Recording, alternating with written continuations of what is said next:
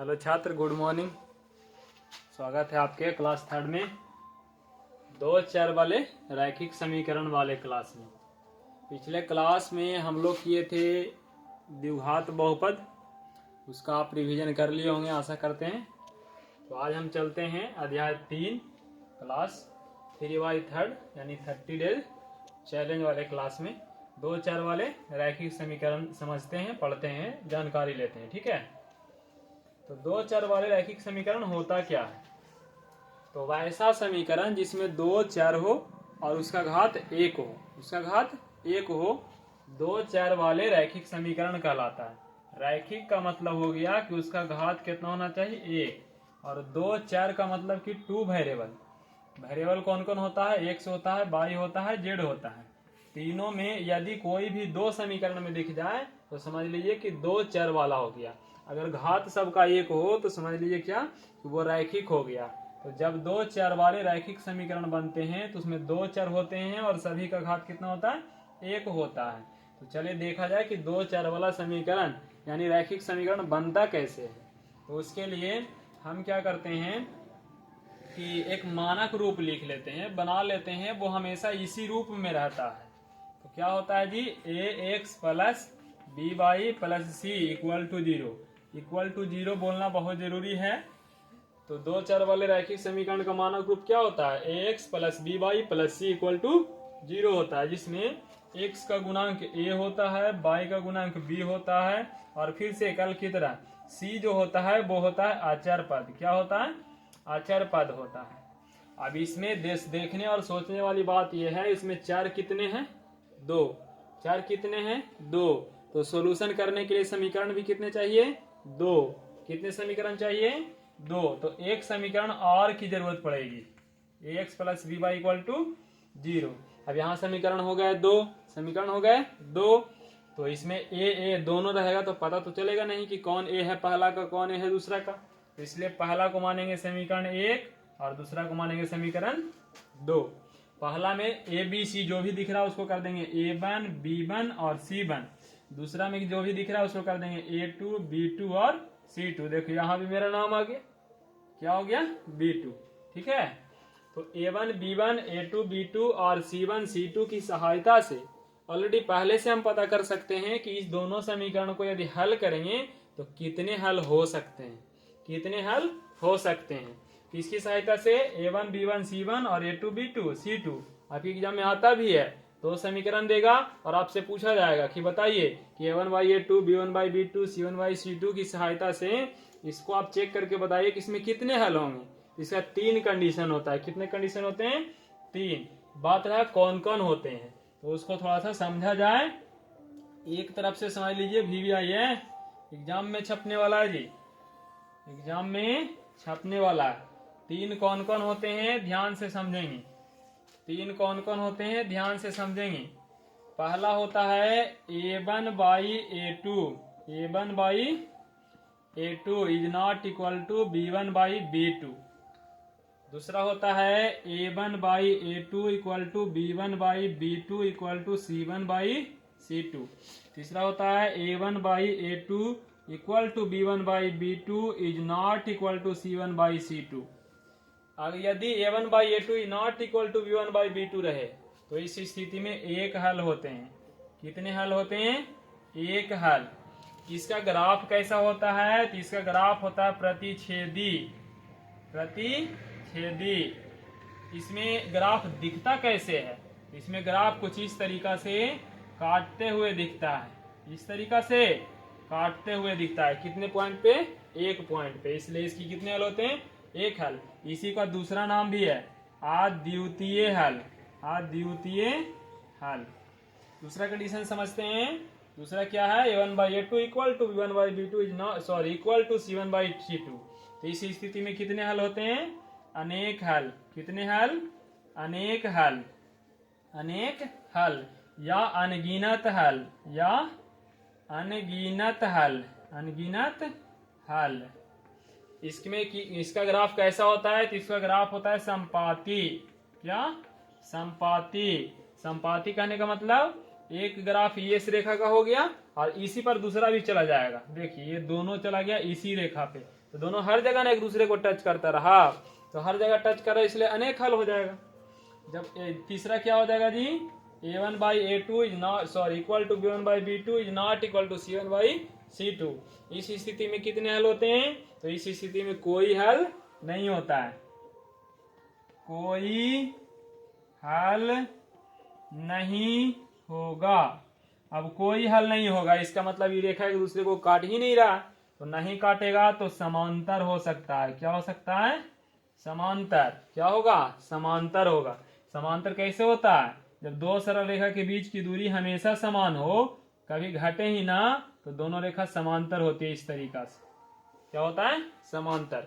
अब इस स्थिति में एक चीज और एग्जाम में पूछे जाते हैं जो एक्स्ट्रा होता है। क्या होता है, एक्स्ट्रा होता है। क्या होता है, एक्स्ट्रा।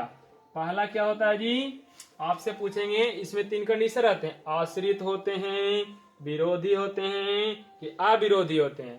तो पहला में होता है आश्रित। क्या होता है, आश्रित। आश्रित कहने का मतलब a1/a2 पे b1/b2 पे डिपेंड करता है, जैसे ही चेंज होगा तो आंसर बदल जाएगा, नीचे भी जा सकता है, इसलिए पहला आश्रित होता है। दूसरा में चूंकि हल तो निकल रहा है ना, कितने हल, अनेक हल, तो हल निकलने की स्थिति में अविरोधी होता है, अविरोधी। क्या होता है, अविरोधी। और हल जब नहीं निकले यानी कि विरोध कर रहा है, हल निकलेगा जी नहीं, तो विरोध कर रहा है, तो उस स्थिति में होता है विरोधी। क्या होता है, विरोधी। तो आप ध्यान रखेंगे यहां से एग्जाम में 2 से 3 नंबर आने वाला है। कितने नंबर, 2 से 3। चलिए एक इस पे प्रश्न करते हैं कि किस तरीका से एग्जाम में क्वेश्चन आ सकता है। जैसे पहला क्वेश्चन है 3x + 2y = 6, 2x - 3y = 4। मान लो समीकरण 1 है, समीकरण 2 है। तो पहले चेक करने के लिए आप दो को चेक करेंगे, a1/a2 को और b1/b2 को। अगर ये दोनों बराबर आया तब आगे चेक करेंगे, अगर नहीं आया तो पहला आंसर हो गया।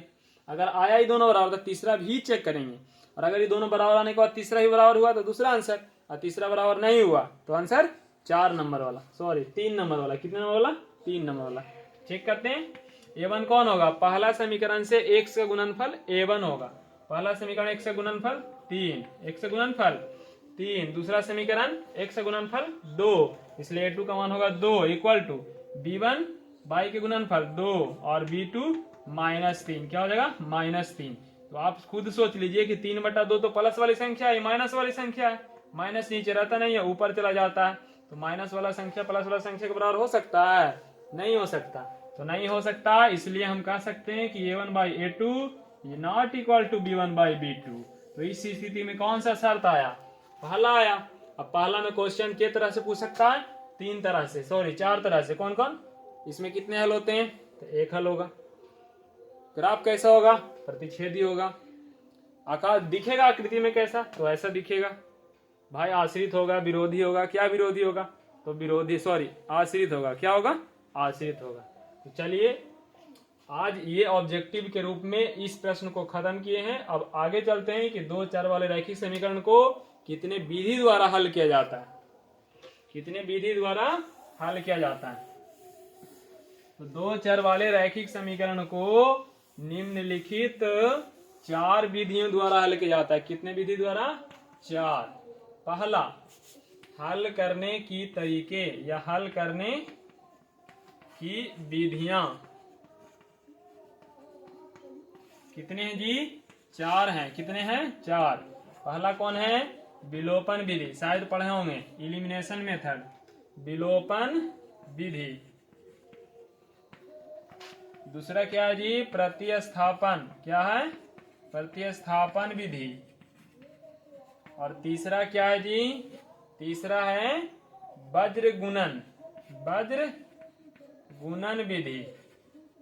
और 4 नंबर में क्या है, ग्राफ विधि, ग्राफीय विधि।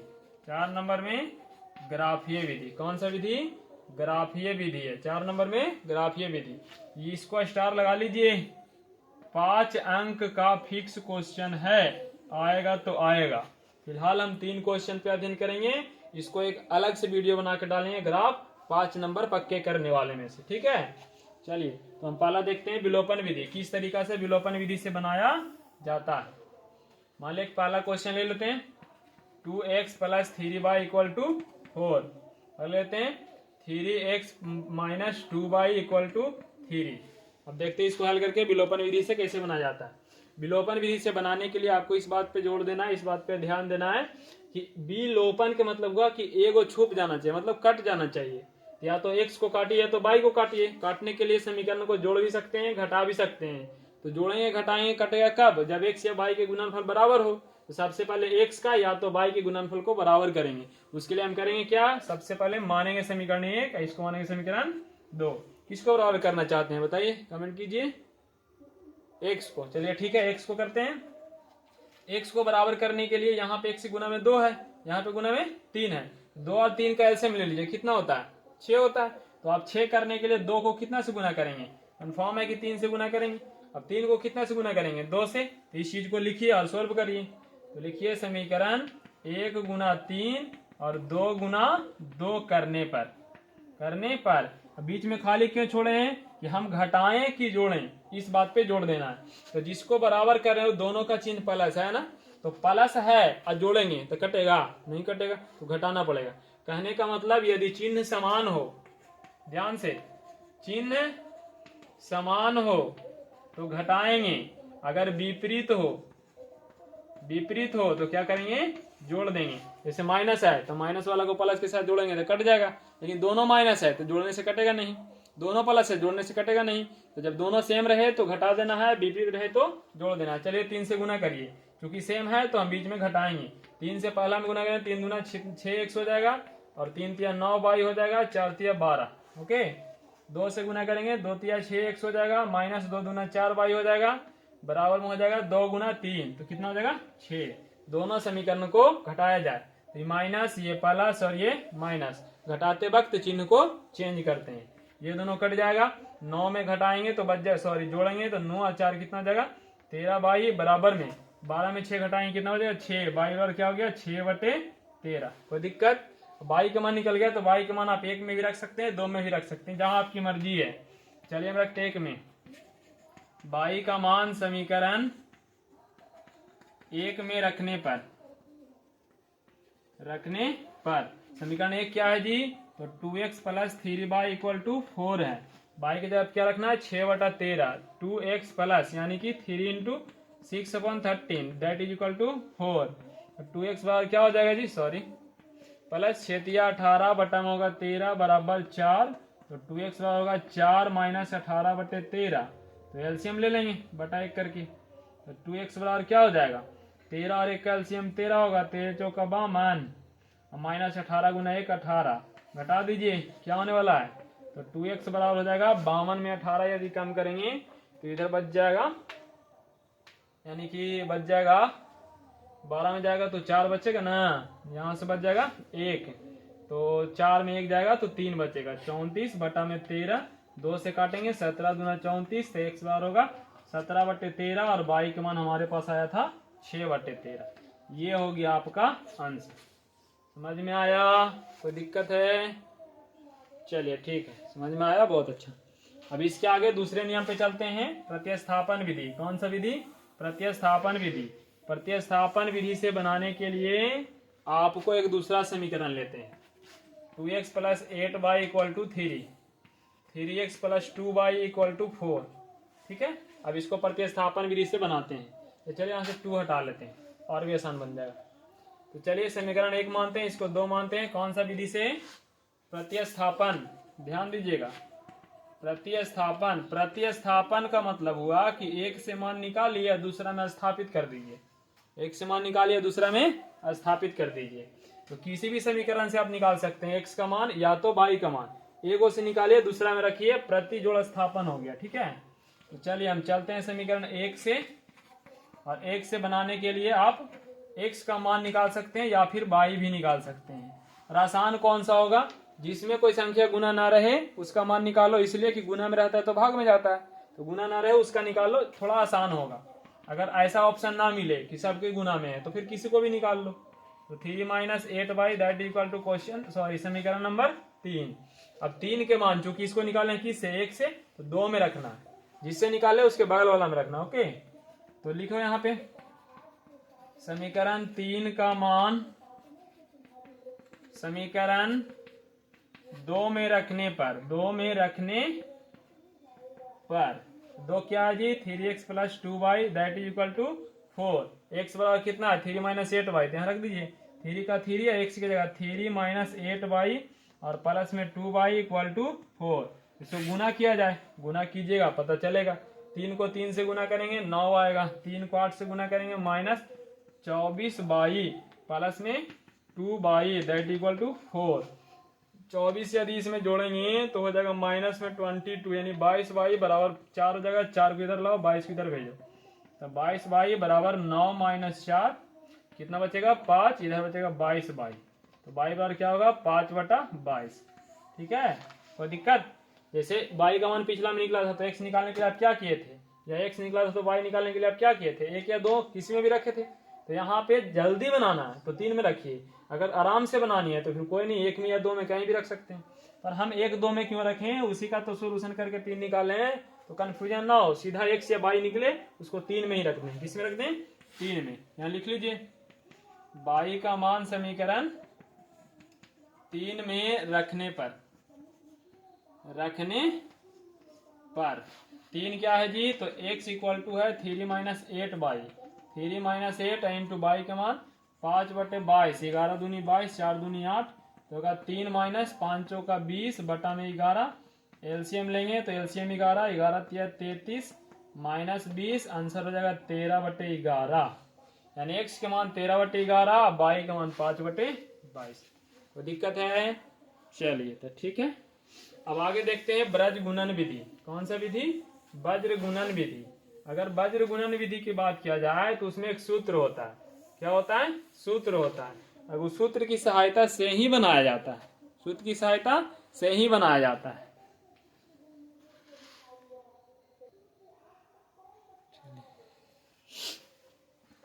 ठीक है जी, तो नेक्स्ट विधि का नेक्स्ट विधि पे चर्चा करते हैं। वज्र गुणन विधि, कौन सा विधि बचा था? वज्र गुणन विधि। वज्र गुणन विधि से बनाने के लिए मैं बता रहा था कि सूत्र होता है। देखिए सूत्र यही है, x बटा b1c2 minus b2c1 is equal to y बटा a2c1 माइनस a1c2 और z बटा a1b2 माइनस a2b1। बात है कि सूत्र आया कहाँ से? तो ये सूत्र निकालने के लिए आप किसी भी समीकरण ax plus by plus c equal to 0 की सहायता से बना सकते हैं, लेकिन उसके लिए सारणी का इस्तेमाल होता है। सारणी कैसे बनता है? तो x बाई और 1 होता है, सॉरी यहाँ z नहीं होता है, 1 होता है। 1 हो गया, a1 हो जाएगा, b1 हो जाएगा, c1, a2, b2 और c2।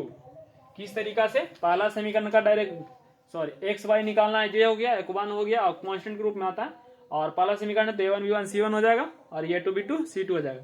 पहला पे खड़ा होगा तो ये कैंसिल होता है, सामने सामने कैंसिल होता है, तो b1 गुना c2 और b2 गुना c1 हो जाएगा। देख लीजिए b1 c2 b2 c1 है ना।